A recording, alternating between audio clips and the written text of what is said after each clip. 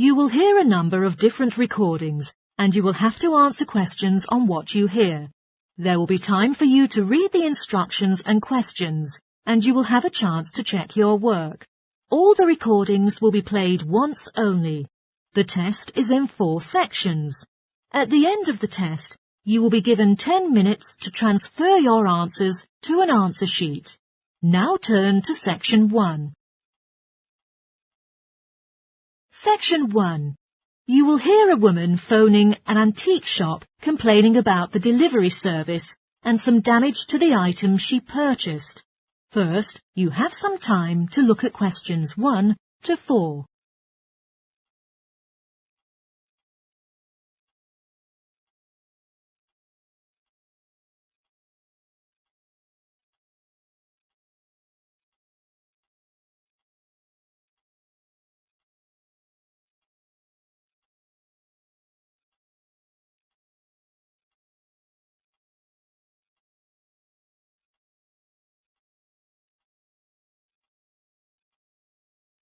You will see that there is an example which has been done for you. On this occasion only, the conversation relating to this will be played first. Hello, this is the Complaints Centre of the Service Department at Clifton Antiques. Before we start, I'll just need to take more details from you, OK? Sure, no problem. Well, could you please tell me your full name, madam? It is Anna Lumley. That's Anna, Lumley. The caller's name is Anna Lumley, so Anna Lumley has been written in the space. Now we shall begin. You should answer the questions as you listen, because you will not hear the recording a second time. Listen carefully and answer questions 1 to 4. Hello, this is the Complaints Centre of the Service Department at Clifton Antiques. Before we start, I'll just need to take more details from you, OK? Sure, no problem. Well, could you please tell me your full name, madam? It is Anna Lumley. That's Anna, Lumley. All right, Lumley. Not exactly. The 4th letter is L, not O. Oh, sorry. Let me rewrite it. And may I have your contact number that we can use to reach you during the week? Sure. My mobile phone number is 077 876345. Great. Now what can I do for you today, Anna? I placed an order for a large quantity of items with you last week, on the 20th of February, and had been expecting them to arrive at the office in a week. However, only half of the shipment has been delivered. I would just like to ensure that they haven't gone missing in transit. All right, madam. It's a pity we have caused this inconvenience to you. I'll look for the parcel track record and see if I can give you a date when you should receive the rest of your order. What was your delivery address listed? I made the arrangements for the parcel to be conveyed from your warehouse on Ardale Road to my office address at 235 Arkandale Road. Sorry, could you say it again, the address? 235 Arkandale Road, Akendale. In East Sea? Yes, sir. Well, OK. Our system has tracked your parcel, which shows that your shipment has been received. However, there's no record about the lost items. I would suggest that you wait for 2 days, and if the other items don't arrive, then you might need to consider to claim insurance coverage for the value of the rest. How much are they worth? They cost me $34,500 in total. All right.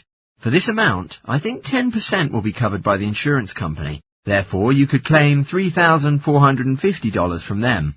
If you'd like to, there is a form on our website that you can fill in, and when the loss is confirmed, you'll get the money within 5 working days. The rest of the money will be refunded to you in a month, so you won't suffer a financial loss. It sounds reasonable. Before you hear the rest of the conversation, you have some time to look at questions 5 to 10.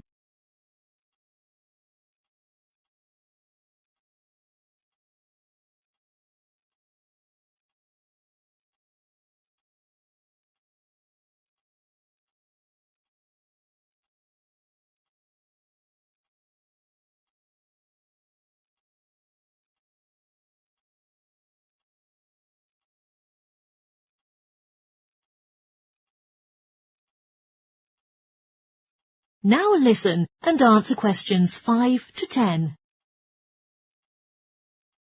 Yet it is necessary to make a list of your lost items so we can recheck it against our records. Is that okay? Of course, okay. It is unfortunate that a few of the missing items are one of a kind and thus irreplaceable. Also, there were many small items that aren't very valuable, like lamps and chairs. However, there was a large item of antique furniture and a bag filled with first edition books, which was some of the first ever to be printed on a press. Right, okay. Anything else? Yeah, there was also some important items. A Victorian rocking chair for my daughter, some large oil paintings originating from the Edwardian period, and a few decorative fruit bowls. Right.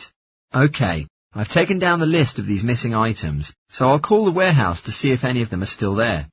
Ah, I almost forgot. There are several other pieces that I've spotted on your website and wanted to order. May I do that now? It is definitely okay. Would you tell me a little about the items that you're looking to buy? There is a gold clock and a golden-framed vintage mirror. Okay, perfect. The charge will be taken from the payment card that you used before. You can expect them to be delivered within the next week. Is there anything else that I can do for you today? Yes, I received 2 damaged items in the shipment, so I need to claim for a partial refund. Oh, sorry. I need to know more about the details of the actual damage over the phone line before you put in a full report. What kinds of pieces are damaged? A drawer is missing from the antique mahogany desk, and I also spotted a dent on one of the corners, so it's basically unusable. I see. Do you know how much it will cost to repair it? No. Well, I don't think it's repairable. I will have to buy a new one. Sorry. I'll take a note of that and see what we can do for compensation. Anything else? I also purchased a set of dining chairs with navy leather padding. However, the colour is faded and one of the legs has completely split down the middle. Okay. Are there any other damaged pieces? Yes, there is a set of Chinese crockery to furnish my dining room table, but when I opened the case, I found that a cup was lost and that some plates had smashed. 4, actually. And is that all of the items? Yes, I think that's all. Right. I'll estimate the value of the damage and a refund will be issued. Okay. Cheers for your great help. No problem. My pleasure. Goodbye. That is the end of section 1. You now have half a minute to check your answers.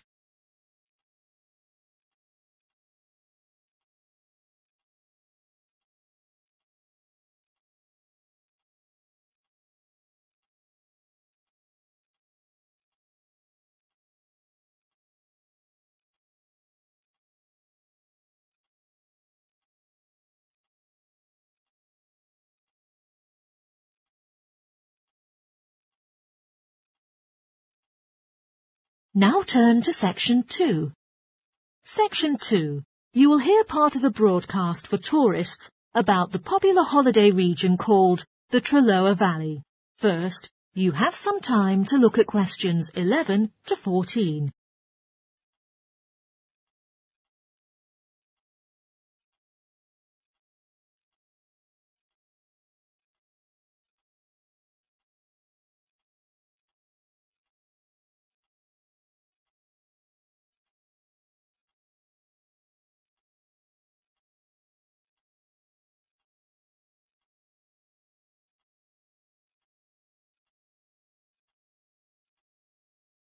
Now listen carefully and answer questions 11 to 14.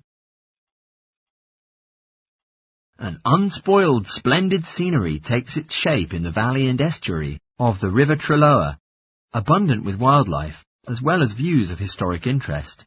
There are lots of channels to explore the area with the wonderful public transport networks.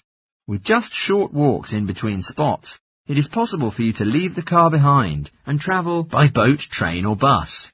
There is the Trelloa Valley passenger ferry running between villages, alongside the river estuary, and serves as a link with the train station at Barry, from which it takes only a 10-minute walk from the riverside village of Calton. In the past, the main transport way in the area was the river, and as in the past, the ferry timetable varied from day to day according to the time and height of the tide. The ferry is also seasonal. usually running its business during the period between April and September, depending on the weather. Visiting our website, www.trelawferry.co.uk, it's convenient to download the timetable.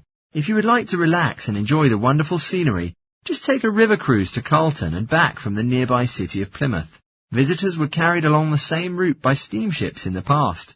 Queen Victoria and her family also enjoyed such a trip in 1856.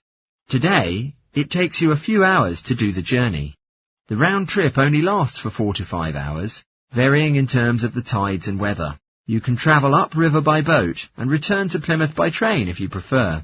There will be wheelchair access on all the cruise boats and trains. For more information and departure times, please ring Plymouth Boat Cruise on 01752 823 104.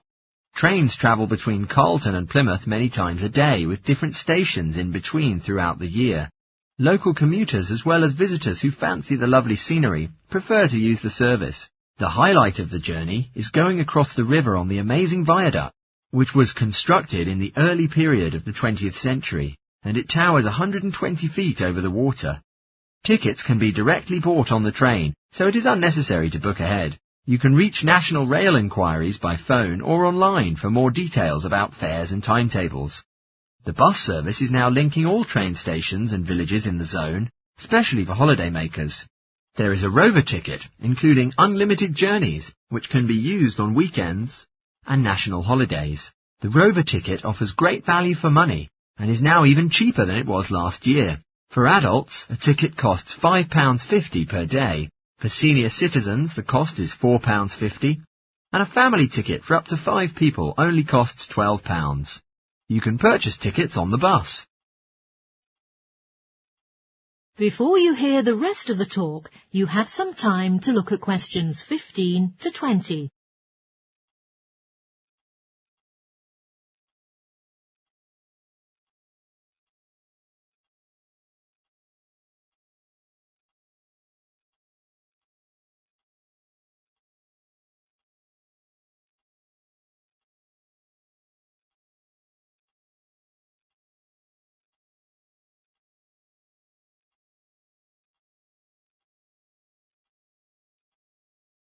Now listen and answer questions 15 to 20.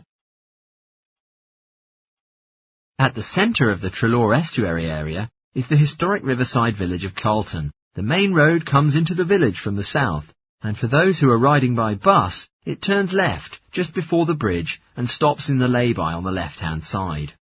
From there, it's just a short walk to Calton's various attractions. If you're arriving by car, you have to leave it in the main car park. Go over the bridge, take the first turning on the right, then go on until you come to the end of that road. It's the only place to park in Calton, but there's no charge. If you're interested in local history, there's a museum in Calton with farming, fishing and household implements from the late 19th century. As you come in from the south, cross the river and go straight on the same road until you reach the end. Also on the subject of history, you can go and see the old mill, which has recently been renovated and put back into use. Turn left before you come to the bridge, then go straight on and take the first turning on the right. This leads straight there.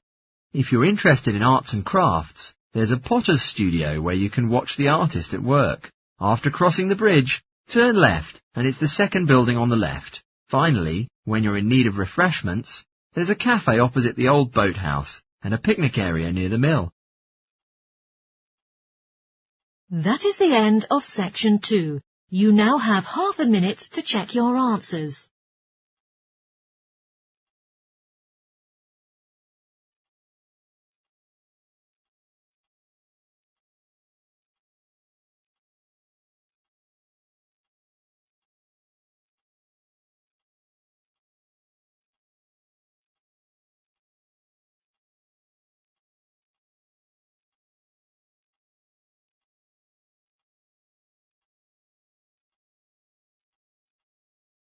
Now turn to section 3. Section 3. You will hear 2 students who are taking a research methodology course, a girl called Lila and a boy called Jake, having a seminar with their tutor. First, you have some time to look at questions 21 to 24.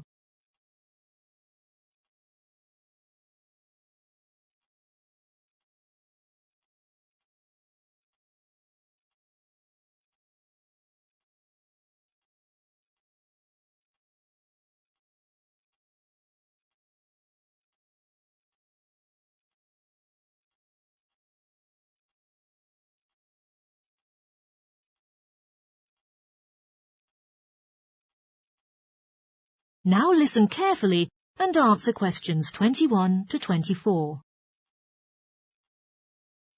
So I gave you both a task to select an article about a small-scale research project. Yes.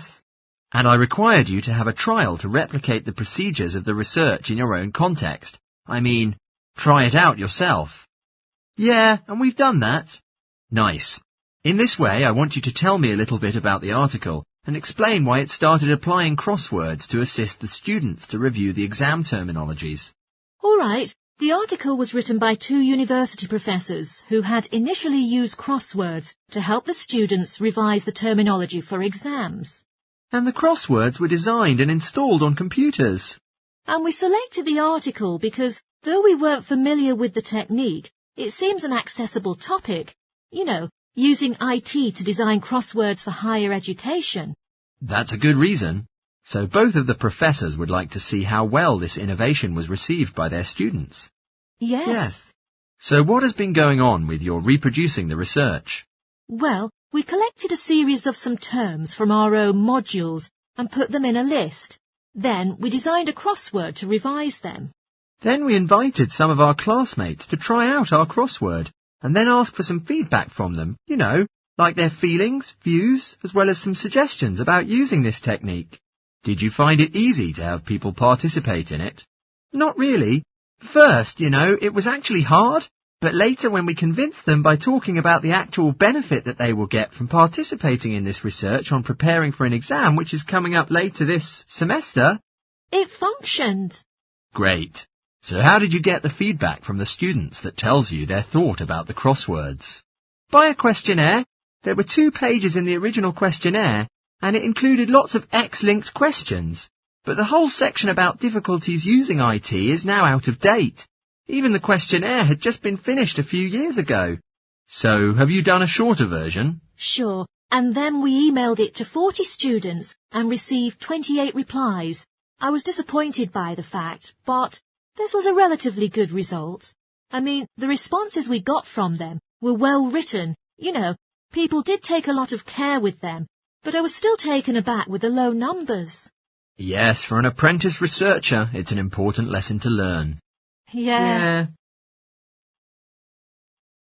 Before you hear the rest of the talk, you have some time to look at questions 25 to 30.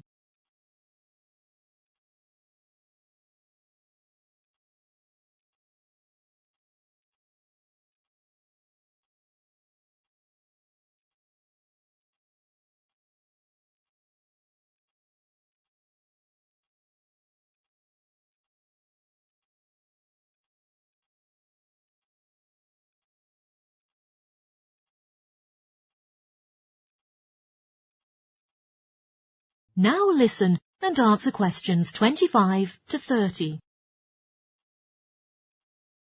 So what was your result? Well, basically their feedback was extremely positive. The students said that crosswords on a computer really helped them not to get distracted and stay focused on the work in hand, which is better than other ways of doing the revision that are often disturbed by other things. Yeah, that was really clear, but I was struck by the fact that they hardly featured having fun in their responses, nor did anything to do with spelling of hard words, which I thought would apparently be a benefit. No? Okay. Their responses also said that the crosswords hadn't really prompted their general motivation to study, but it had highlighted the gaps in their memory, so they could figure out what kind of work was necessary to do further. Right. So how did your findings compare with those done by the original researchers? There were a couple of similarities, but... We still found 2 primary differences. Compared with females, more males liked the technique, yet the original findings were the reverse case. Also, our respondents said they wouldn't mind doing a crossword in the final official exam. Even in the original study, it showed that even if crossword makes exams shorter, they would not like it to be included.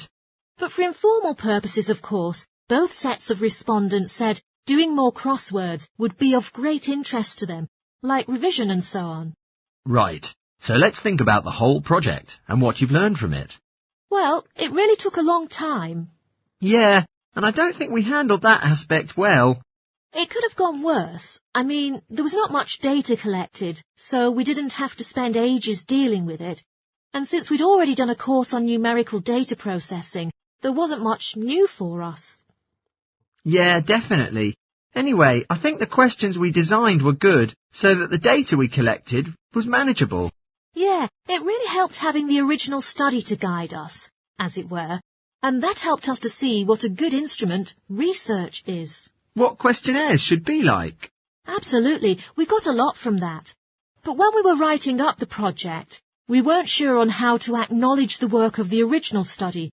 You know, our referencing. No, that's what we both need to learn in the future. Actually, that part's been great, finding ways to share and support another person. That's the real plus from the project, learning ways to do that. Well, it's obviously been very successful. That is the end of section 3. You now have half a minute to check your answers.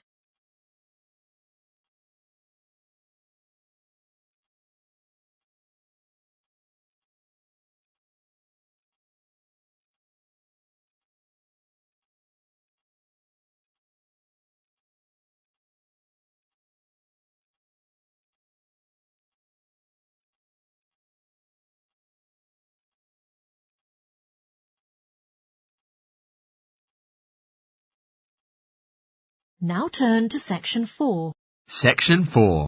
You will hear a sociology lecture about the perspectives of time. First, you have some time to look at questions 31 to 40.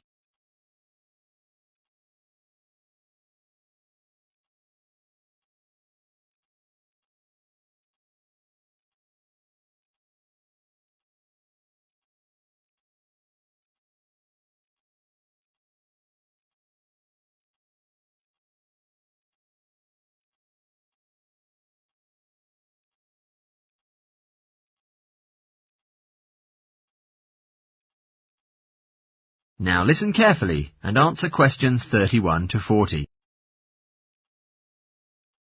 Today, I would like to share something with you about time. Particularly, I'll be looking at the way we think about time and how these perspectives of time structure our life. Social psychologists have pointed out that there are 6 ways of thinking about time, which they regard as personal time zones. The first 2 types of time zones are based in the past. Past positive thinkers usually spend a major part of their time looking back to the past, which means they're in a state of nostalgia, where they fancy remembering moments of happiness, such as birthdays, marriages, and important times of success in their lives. They are those who have the habit of keeping family records, books, and photo albums. The kinds of people living in a past negative time zone are also absorbed by earlier times, but they concentrate on all the negative sides of a life picture, such as regrets, failures, or poor decisions. They spend plenty of time imagining what life could have been. Then it is those who live in the present. Present hedonists live their life in pleasure and immediate sensation. Their life motto should be having a good time and avoiding painful experiences. Present fatalists live in the present as well. However, they think this moment is the product of circumstances entirely beyond their control, that it is more a fate. Whether it's poverty, religion, or society itself, something prohibits fatalists from thinking that they do perform a role in changing their life outcomes. Life is simply what it is. How about the future time zone? People who are sorted into the future active group are those who make plans and go for their plans. They don't play, but work and resist temptation. They make decisions in terms of potential consequences rather than experience itself. The other type of future-oriented perspective is future fatalistic. This group of people holds a belief that there will be a certainty of life after death, and a certain kind of judgment day when they will be assessed on how virtuously they have led their life and what achievements they have made in their lives. Okay, so much for all the types. You now may ask, in what ways are our lives influenced by these time zones? Well, let's start at the beginning. When we were born, no exceptions, everyone was a present hedonist. All the initial needs and demands, like being warm, secure, fed and watered, were all from that time. But formal education changes the way we think. Each one of us is taught not to focus only on the moment and start to make estimates about the future. But you might be surprised, every 9 seconds a child drops out of school in the US. Most interestingly, there's much more boys dropping out than girls doing so. We may easily draw the conclusion, boys aren't as intelligent as girls. But the evidence doesn't support this. A recent survey indicates that when American boys reach the age of 21, they have spent roughly 10,000 hours on video games, and also suggests that they'll never fit in the traditional classroom because there is a stronger need for those boys to have a certain circumstance in which they are capable of managing their own learning environment. Now, let's move on to how we do prevention education. All kinds of prevention education are usually targeted at the future time zone. We say, don't smoke or you'll get cancer, get good grades or you won't get a good job. But as for present-oriented kids, it doesn't make sense. Though they do know the potentially detrimental consequences of their actions, they insist on how they behave because they're not living for the future. They are in the present right now. Logics won't be helping, and it's no use reminding them of potential fallout from their decisions or previous judgment errors. We have to get in their minds just as they're about to make a choice. How we value and use our time is greatly influenced by the time perspectives we have. When Americans come across a question about how busy they are, most of the interviewees usually report being busier than ever before. They admit to sacrificing their relationships, personal time and good sleep during nights for their careers. But 20 years ago, 60% of Americans had sit-down dinners with their families. Yet now, the number has dropped to 20%. However, when they're asked, what if there were 8 days in a week? They say, oh, that'll be fabulous. They would spend that time working to achieve more. They're persistently trying to get to the future point of happiness. So, it's of vital importance that we know how other people think about time. We tend to think, oh, that person is really irresponsible, or that guy is power-hungry. But often, what we care about is not the fundamental personality differences, but only various approaches of thinking about time. Rather than distinctions of characteristics, seeing these conflicts as differences in time perspectives can promote more effective cooperation between people and get the most out of each person's individual strengths. That is the end of section 4. You now have half a minute to check your answers.